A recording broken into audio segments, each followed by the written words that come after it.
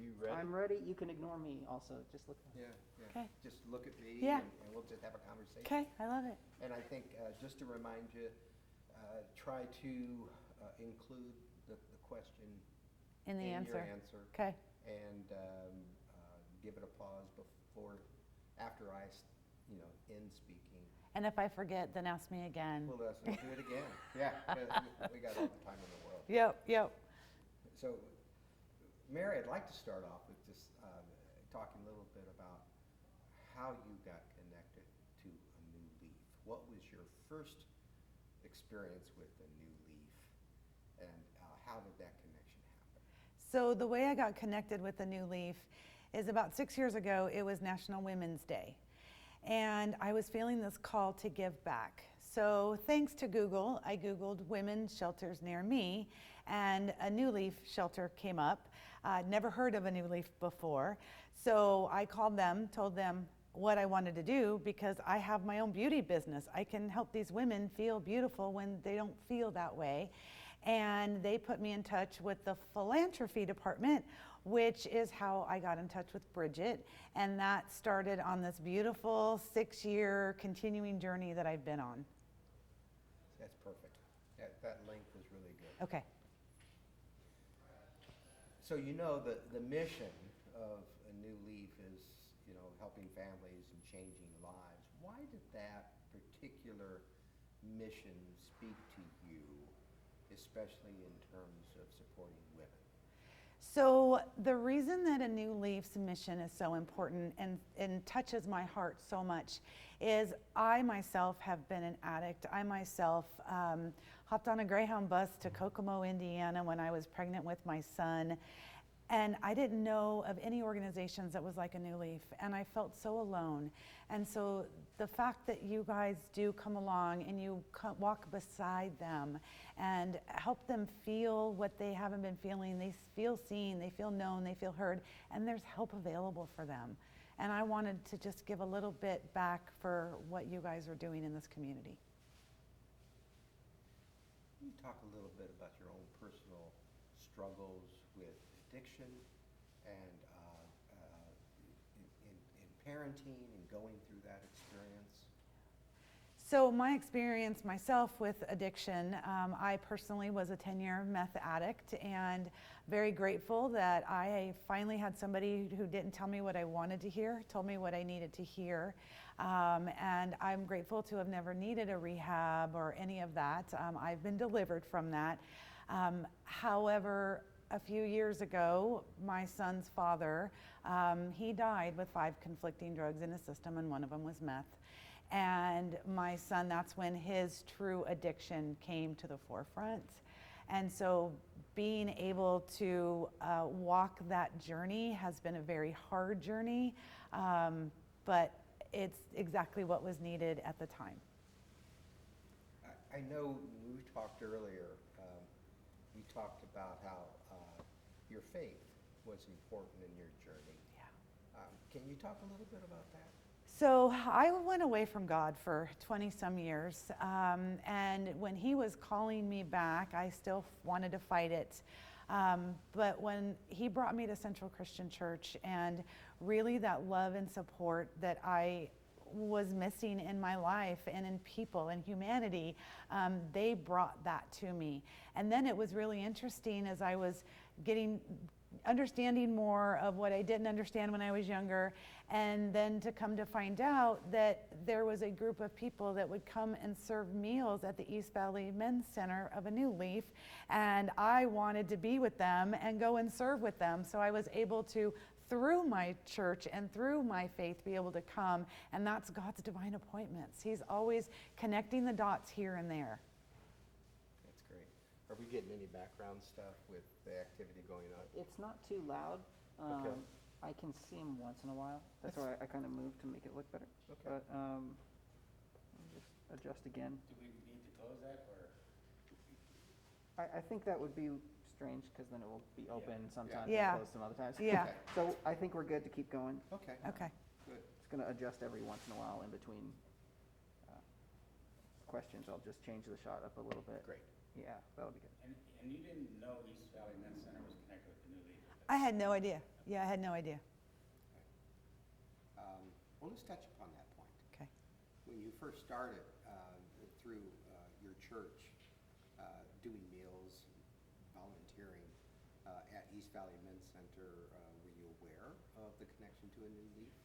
So interesting with a New Leaf and the East Valley Men's Center, I was not aware that they were one and the same, so to speak. I just knew there was an East Valley Men's Center that I was going to be serving meals at. And even just to go back a little bit more, I gave back as far as when I first started in my journey with a New Leaf, but then I've also done fundraising, and I've done volunteer work, and I've done donations, and we even added a New Leaf in mine and my husband's trust. And so not even seeing all these put together, what ends up happening is this organization that I have been so passionate about supporting, there came a time where I needed what you guys had to offer, and that was for my son to not be homeless. And he ended up being at East Valley Men's Center for 2 months in 2018. Let's talk about the challenges that your son faced. When did that first become apparent, and at what point did you seek out a New Leaf or East Valley Men's Center for support? So in 2000, actually May 30th of 2018, Brian's dad had passed away, as I had said earlier, and I had suspicion of Brian's drug use, but I wanted to, as most parents do, we're in denial.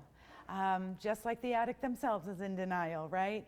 And through that journey, it came out of his true heroin addiction.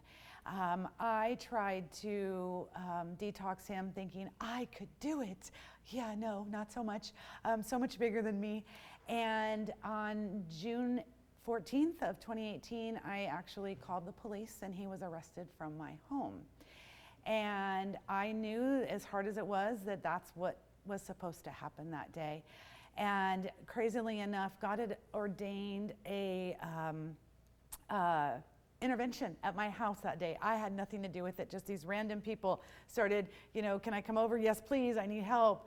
And one of them said to me as she was leaving, there's a boundaries class that starts tonight. I think that it would help you. And I thought, boundaries? I've got boundaries. What are you talking about? I'm good. And I dismissed her on it. Then for the next 2 hours, all I could hear was boundaries, boundaries, boundaries. I'd open Facebook, there'd be a boundaries video. I'd go look at something, there was a boundaries.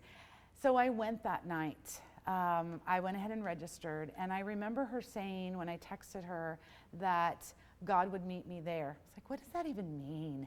And when I get there, it's raw. Just this horrible day has happened. And when I was getting ready to leave that day, and I was very honest about what had happened that day, there was a woman, well before COVID, there was a woman that asked if she could give me a hug, and I said, oh yes, please, and I put my purse down and my binder and my book. She goes to hug me, and she collapses in my arms, and she tells me that her son is using heroin in her house, and she didn't know what to do. So between learning boundaries, because I didn't have them like I thought I did, and so learning about boundaries has been huge, as well as when Brian went to his first rehab, which, let me back up, because of the East Valley Men's Center, after Brian was arrested and he was on the street, he wasn't going to be coming back to our house, it was the dead of summer, and I found out the connection between a New Leaf, East Valley Men's Center, that place that I had helped serve food at before. So I called Bridget and said, is it true? Do you guys really oversee the East Valley Men's Center? She says, we do. And so I gave Brian Bridget's number. I wasn't going to do it for him. And Brian called Bridget, and Bridget helped get the ball rolling. We didn't do it for him. And then, so Brian was here for 2 months. And then he ended up... I'm going to cut you off here. Is the fly... driving me crazy. I'm Driving trying you- not to. No, I'm no. trying not to do I that. think it'd be okay if you swat them. Okay. Get them off. Like if you need to pause and then start your sentence over. Okay, all right. Yeah, Because he's driving me crazy. Yeah. Okay. Okay. I want to go back to the recommendation, how you reached out to Bridget, and again, we're doing shorter sound bites here. So how you went through that process of reaching out to Bridget, Okay. providing the information to your son, and how he got connected to East Valley Med Center. Okay. So when Try to get started. So Brian had been arrested from my house, and he was homeless, and he had reached out. He wasn't allowed to come back to my house. But I remembered learning that East Valley Men's Center was a part of a New Leaf, and so with my connection with Bridget, I called Bridget and said, hey, is it really true that a New Leaf oversees East Valley Men's Center? She said, it is. I said, well, my son is homeless right now, and I want to know what information can I give him, because I'm not doing it for him. I learned that in my boundaries, right? I cannot do it for him, and I cannot want it more for him than he wanted it for himself. So I gave him the information, and he got himself into East Valley Men's Center. Give us the time period of when Brian actually went into East Valley Men's Center. So June 14th of 2018, Brian was arrested from the house. I believe it was July and August of 2018 is when he resided at East Valley Men's Center. What do you think Brian got out of his experience being at EVMC? I believe that Brian's experience at EVMC showed him what was possible, even though he still was using and trying to manipulate. When he, about a year ago, came back to EVMC and had spoke to them and had told the men, don't do what I did, do it right, don't put your money away, let this be a stepping stone for you, because that's not what he did. And the fact that he can see that today, I think is very powerful. So tell us about Brian today and what you're most proud of. Well, last night, Brian picked up his 6-month chip of sobriety, and I got to be there. And it's been a journey. He's been through many rehabs.